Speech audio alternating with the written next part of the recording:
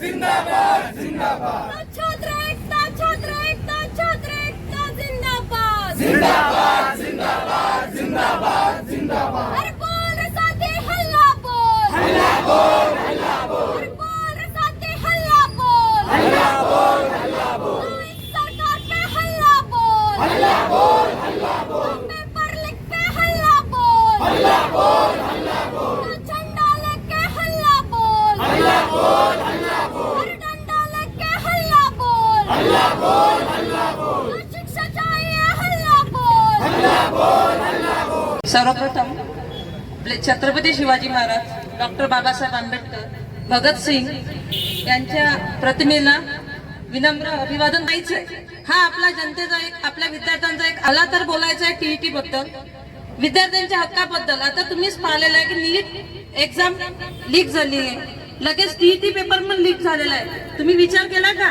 TET कोण देतो? शिक्षक देतो. आणि शिक्षक काय करतो? विद्यार्थी घडवतो. मग आता शिक्षकच जर तुम्ही करत असेल तर त्या विद्यार्थ्याला आम्ही कोणते धडे द्यायचे? एका अर्जुनाला समोर आणण्यासाठी तुम्ही किती एकलव्याचे कांठे कापणार आहात? याचं उत्तर आम्हाला इथं पाहिजे.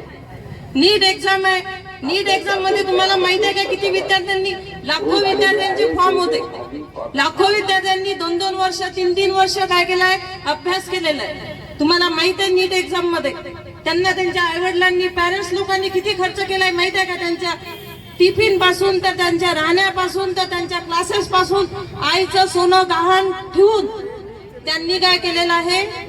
त्या मुलाला नीट परीक्षेला बसवलेलं आहे. पेपरचा दिवस येतो, आई बाबा खुश असतात की आज तरी आमचं जे भाग्य आहे ते पलटणार आहे, आमचा मुलगा नीट पास होणार आहे, नीट पास होऊन डॉक्टर होणार आहे. आणि आम्ही याच्यात राहून राहिलेलो, याच्यातून बाहेर येणार आहे. आणि दुसऱ्या दिवशी माहित होते की नीटचा पेपर लीक झालेला आहे. अरे कोणा नीटचा पेपर लीक करणारा? कोणत्या धर्माचा आहे, कोणत्या जातीचा आहे, कोणत्या पक्षाचा आहे माहित आहे का तुम्हाला? आज इथं तुम्ही विचार करा, महाराष्ट्रामध्ये छत्रपती शिवाजी महाराज मूठभर सैनिक घेऊन, फक्त मूठभर सैनिक घेऊन एवढ्या मुघलांचा नाश केला. आज तुम्ही एवढे मोठे विद्यार्थी असून आज तुम्ही विद्यार्थ्यांची उपस्थिती किती आहे ही लाजिरवाणी गोष्ट आहे. तुम्ही तुमच्या हक्कासाठी लढायला पाहिजे, हक्क तुम्ही मागितला पाहिजे. हक्क मागणं म्हणजे बंड पुकारणं नाहीये. या सरकारने आपल्याला नाव दिलंय की बंड पुकारणे. बंड कधी पुकारतो? ज्या वेळेस आपल्याला अन्याय होतो, ज्यावेळेस इथं दुखतं ना, तेव्हा कळतं की बंड कशाला पुकारणं म्हणतात. तसा विद्यार्थी कधी बंड पुकारत नसतो. शिक्षक विद्यार्थ्याला चांगलंच शिकवतो. तुम्ही लक्षात ठेवा, एक विद्यार्थी चुकला, एक शिक्षक चुकला तर हजारो पिढ्यानपिढ्या चुकवतील आणि त्याच शिक्षकाला हे करप मध्ये टाकत आहे. हे कसं प्रशासन? अरे लीक करणारा कोण आहे? साधा घराला कुलूप लावता तुम्ही तर 10 वेळा विचार करता की कुलूप तुटू रे, कुलपाची चाबी बरोबर ठेवा लागता.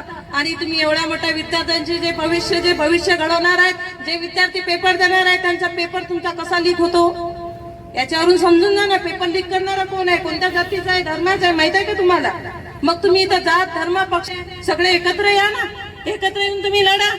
कोणी कोणा जातीचा असो, धर्माचा असो, पक्षाचा असो, काही घेणं देणं नाहीये. आम्हाला आमचा हक्क पाहिजे. आमची जी परीक्षा आहे ती आम्हाला कशी पाहिजे? पारदर्शक पाहिजे. आम्ही टीईटीचा पेपर देतो, दरवर्षी 90% स्टुडंट पेपर देतात आणि त्यामध्ये माहिती आहे किती पर्सेंट पास होतात? ओनली 2 or 3% स्टुडंट पास होतात. याचं कारण काय? की बाकीचे विद्यार्थी अभ्यास करत नाही. अरे करतात ना. तुम्ही पेपर कसे काढता?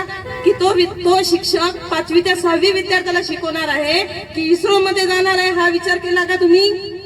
पेपर कसा काढत आहे हा पेपर पाहना, तुम्ही त्या लेवलचा पाहना. आम्हाला सांगता हा अभ्यास करा आणि टाकता दुसरा अभ्यास.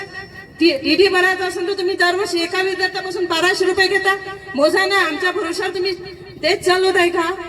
आम्ही कुठून आलेलो आहे, आमचे आई वडील काय करत आहे, काय कष्ट करत आहे यांनी बघितलेलं आहे का? आता किती मुलांचे, किती पॅरेंट्स लोकांचे मुलांनी काय केलेली आहे? आत्महत्या केलेली आहे. पाहिला तुम्ही? विचार केला?